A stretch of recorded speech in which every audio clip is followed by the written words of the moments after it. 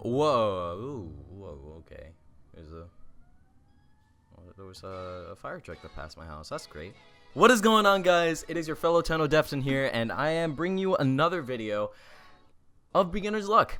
So, if you don't know, if this is your first time watching this series, this is basically a series where I go over a bunch of stuff when it comes to Warframe, and it's a guide basically how to get through, how to play Warframe and different aspects of the game, and how to actually go through those different aspects. So today we are going to be doing Syndicate rep farming. I actually didn't know that was an issue until I actually put a poll up on my Twitter. And by the way, that's it's at @tdefton. If you didn't know, you should probably go follow me on there because I do a lot of stuff there. I put a poll up on there, and the majority of the people that actually responded to the poll were saying that they actually wanted me to do this video. So we're gonna do this Syndicate rep farming. So if you notice, when you go over here, you notice that you have 20,000 standing possible each day, and it replenishes daily. So I think the reset time is 7 or 8 p.m. EST. I'm on the eastern side. I believe that's the time that it resets. So keep that in mind. The timer for a lot of things reset at that specific time. That's technically when the new day begins for Warframe. So you can tell here. Oh, I could actually level up with this. Hold on, let me do this. I'm trying to level up 4 things at once, which is it's pretty great. It's pretty great. So I have these leveled up right now, and Perrin's gonna go down once I level up Still Meridian, or I can level them up kind of at the same time, but it's gonna be harder to keep Perrin sequence with me. But we'll figure that out later. But yes, rep farming. Once you actually start as as the initiate or whatever it's called, what you want to do is actually try and get into a mission that gives you a lot of XP, just general XP, general affinity. And usually those missions are endless missions like defenses, survivals, excavations, any of those missions that you can last in for a while and it actually ends up giving you a lot of affinity. That's or those are the levels that you actually want to stay in, and those are the levels that you want to stick with, because the more affinity you get, the more XP you get when you have your the sigil that the Syndicate gives you. And once you actually level up with once you choose a Syndicate, they give you a sigil. They give you a little insignia that you could put on your Warframe. It looks like this, or something like this, and it actually looks like their base icon when you first start out. And you put that on your Warframe, and you go into a mission, and you gain Syndicate rep as you play those missions. So obviously, the higher level you are, the easier it is going to be for you to get this XP and all that. So make sure that you try and get through the star system and everything.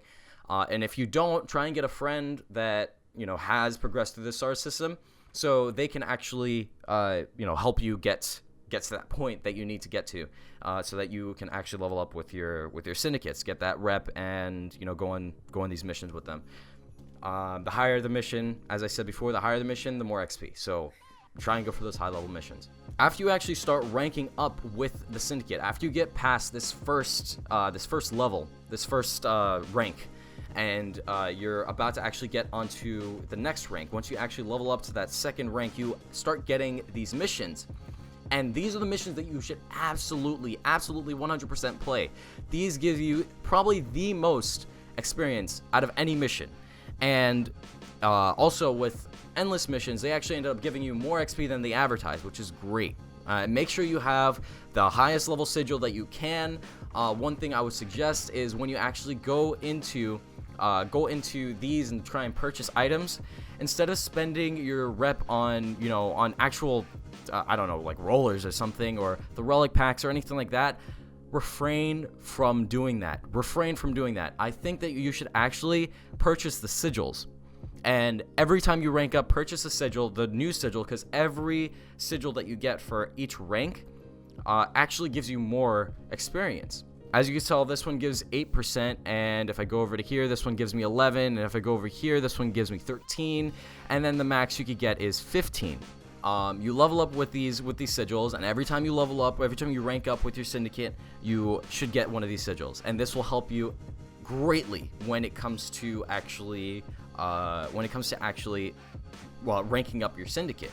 So I'm gonna go into a mission right now, and I'm going to show you once you get into these missions, once you're able to do these missions for your syndicate, what you should actually be looking out for, because there are actually specific things that you should be looking for when you're in these missions.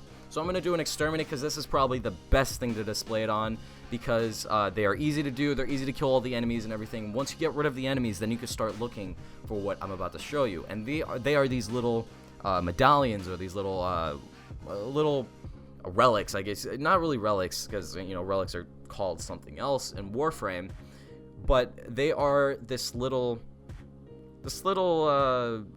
statue, I guess you could call it. I'm not really sure what it's called.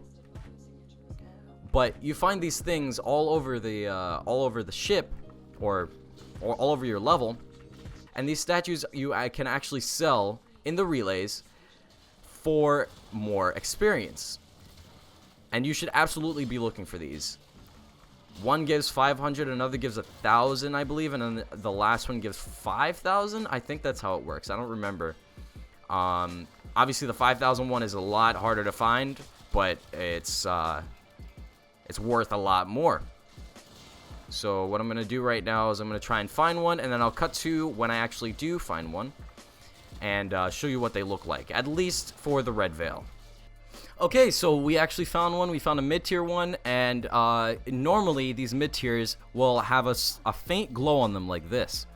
And the higher tier ones would have a ray coming out of the top of them, and the normal tier ones would just be like this, but normal.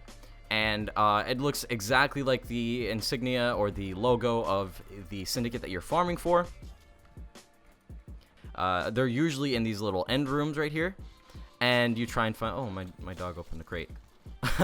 And they're usually in these little end rooms right here, and you just go ahead and pick them up, and then you go into the relay, you find your syndicate's room, and then you go to the one person that's kind of in the front, normally a little bit to the right, and you sell it to them, or her, the person. Another common spot for these things is right here. Another one is actually right behind these, like right there, and then also another common spot is right up there.